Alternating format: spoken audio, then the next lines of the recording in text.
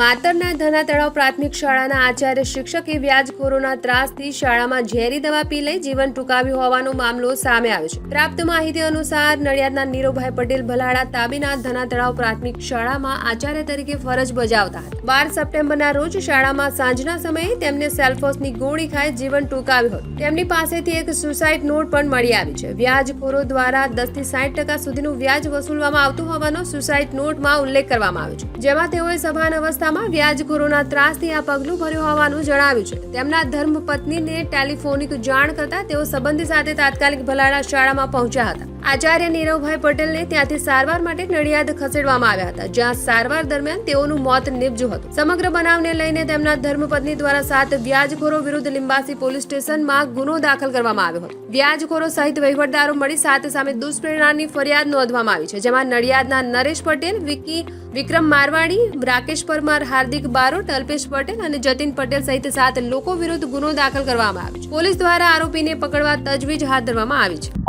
Limbasi police સ્ટેશનના ભલાડા ગામનું જે ધના તળાવ મળ્યું છે એની શાળામાં શિક્ષક તરીકે નીરવકુમાર ભગુભાઈ પટેલ નાઓ સર્વિસ કરતા હતા।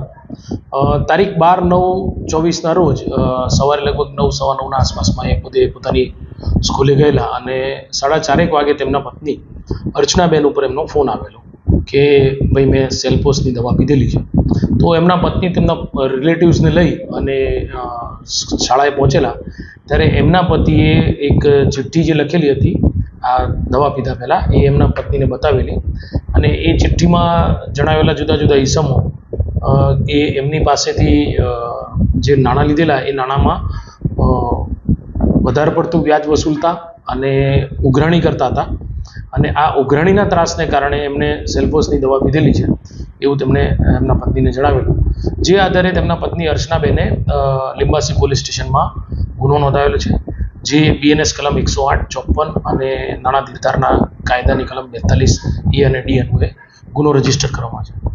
કુલ 7 આરોપીઓ વિરુદ્ધમાં એમણે ગુનો નોંધાવેલો છે।